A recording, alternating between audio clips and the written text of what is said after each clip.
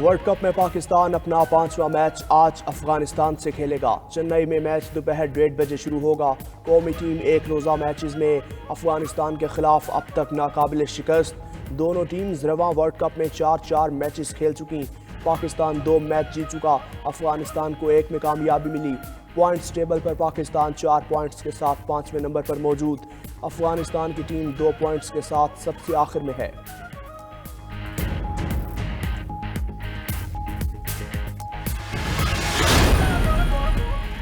قومی ٹیم کی افغانستان کے خلاف میچ سے قبل بیٹنگ اور بالنگ کی بھرپور مشقیں۔ امام الحق، محمد رضوان اور دیگر بیٹرز نے سپنرز کا سامنا کرنے کی پریکٹس کر لی۔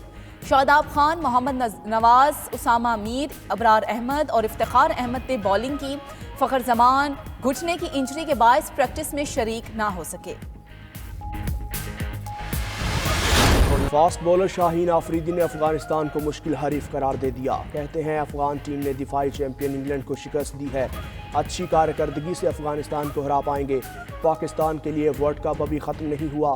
اوپنر امام الحق کہتے ہیں کہ چنئی کے 2 میچز اہم ہیں، پر اعتماد ہیں افغانستان سے میچ جیت کر دوبارہ ٹریک پر آ جائیں گے۔ ورلڈ کپ میں صرف پاکستان نہیں، سب ٹیمز کے بولرز کے خلاف رنز بن رہے ہیں۔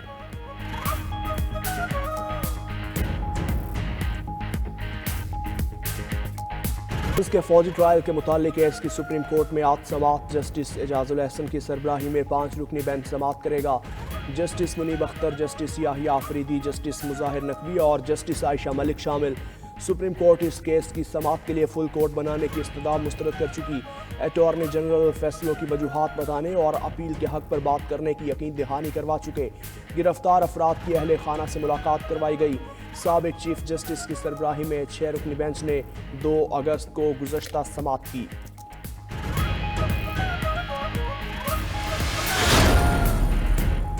سائفر کیس میں چیئرمین پی ٹی آئی اور شاہ محمود قریشی پر آج فرد جرم عائد ہونے کا امکان۔ آفیشل سیکرٹ ایکٹ خصوصی عدالت سائفر کیس کی سماعت کرے گی۔ جج ابو الحسنات ذوالقرنین آج اڈیالہ جیل میں سماعت کریں گے۔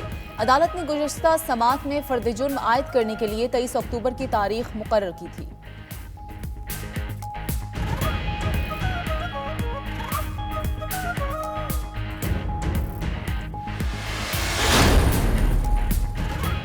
نوے دن میں انتخابات کرانے کے متعلق کیس کی بھی آج سماعت۔ سپریم کورٹ کا 3 رکنی بینچ کیس کی سماعت کرے گا۔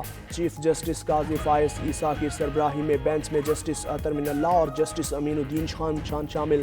اسمبلیوں کی تحلیل کے بعد آئین کے مطابق 90 دن میں انتخابات کرانے کی درخواستیں supreme court bar, Tehreek Insaf اور دیگر نے دائر کیں۔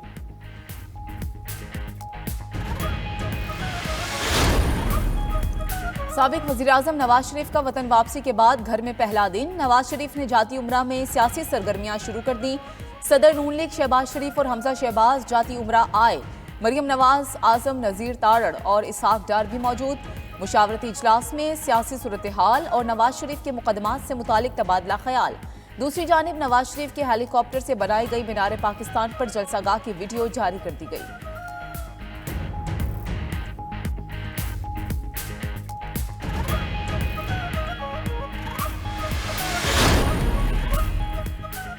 فلسطینیوں کے خلاف اسرائیل جارحیت پر ایم کیو ایم کا احتجاج۔ کراچی میں فلسطینیوں سے اظہار یکجہتی کی تقریب سے گورنر کامران تیسوری نے خطاب کیا۔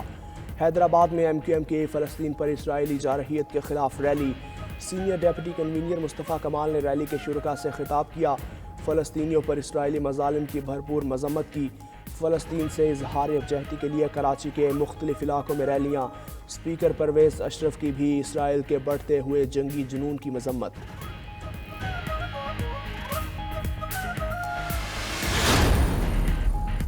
چین نے جاسوسی کے الزام میں دفاعی اداروں کے ملازم کو پکڑ لیا۔ چینی میڈیا کے مطابق ہو نامی شخص امریکی انٹیلیجنس ایجنسیز کے رابطے میں تھا۔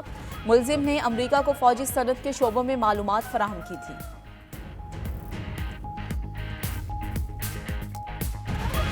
اس کے فوجی ٹرائل کے متعلق کیس کی سپریم کورٹ میں آج سماعت جسٹس اعجاز الحسن کی سربراہی میں 5 رکنی بینچ سماعت کرے گا۔ جسٹس منیب اختر، جسٹس یحییٰ آفریدی، جسٹس مظاہر نقوی اور جسٹس عائشہ ملک شامل۔ सुप्रीम कोर्ट इस केस की समाअत के लिए फुल कोर्ट बनाने की इस्तदाद मुस्तरद कर चुकी। अटॉर्नी जनरल फैसलों की वजूहात बताने और अपील के हक पर बात करने की यकीन दहानी करवा चुके। गिरफ्तार अफराद की अहले खाना से मुलाकात करवाई गई। साबिक चीफ जस्टिस की सरबराही में 6 रुकनी बेंच ने 2 अगस्त को गुज़श्ता समाअत की।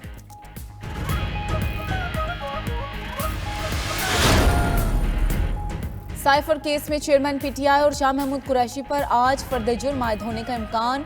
ऑफिशियल सिगरेट एक्ट खुसूसी अदालत साइफर केस की समाअत करेगी। जज अबुल हसनात जुल्करनैन आज अडियाला जेल में समाअत करेंगे। अदालत ने गुज़श्ता समाअत में फर्द जुर्म आयद करने के लिए 23 अक्टूबर की तारीख मुकर्रर की थी।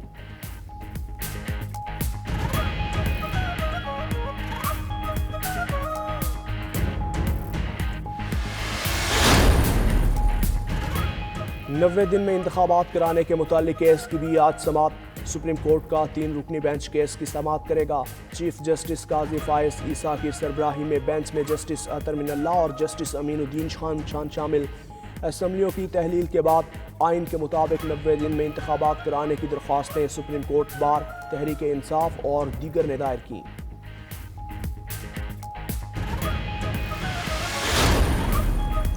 साबिक वज़ीर-ए-आज़म नवाज शरीफ का वतन वापसी के बाद घर में पहला दिन। नवाज शरीफ ने जाती उम्रा में सियासी सरगर्मियां शुरू कर दी। सदर नून लीग शहबाज शरीफ और हमजा शहबाज जाती उम्रा आए। मरियम नवाज, आजम नज़ीर तारड़ और इसहाक डार भी मौजूद। मुशावरती इजलास में सियासी सूरत हाल और नवाज शरीफ के मुकदमात से मुतालिक तबादला ख्याल। दूसरी जानिब नवाज शरीफ के हेलीकॉप्टर से बनाई गई मीनार पाकिस्तान पर जलसागाह की वीडियो जारी कर दी गई।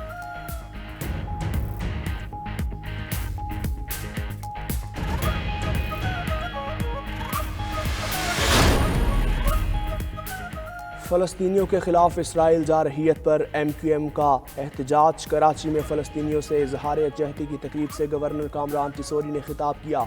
हैदराबाद में MQM की फ़लस्तीन पर इसराइली जारहियत के खिलाफ rally. Senior deputy convener Mustafa कमाल ने रैली के शुरका से खिताब किया। फ़लस्तीनियों पर इसराइली मज़ालिम की भरपूर मज़म्मत की। फ़लस्तीन से इजहार यकजहती के लिए कराची के मुख्तलिफ इलाकों में रैलियाँ।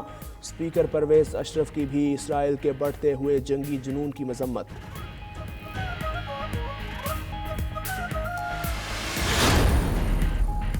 चीन ने जासूसी के इल्जाम में दिफाई इदारों के मुलाजिम को पकड़ लिया। चीनी मीडिया के मुताबिक हो नामी शख्स अमरीकी इंटेलिजेंस एजेंसीज के राबते में था। मुलजिम ने अमरीका को फौजी सनद के शोबों में मालूमात फराहम की थी।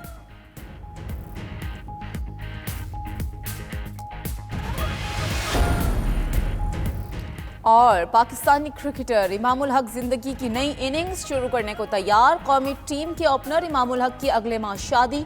निकाह 25 नवंबर को होगा। 26 नवंबर को दावत वलीमा। तकरीब लाहौर में की जाएगी। कौमी टीम के खिलाड़ियों समेत अहम शख्सियात शरीक होंगे।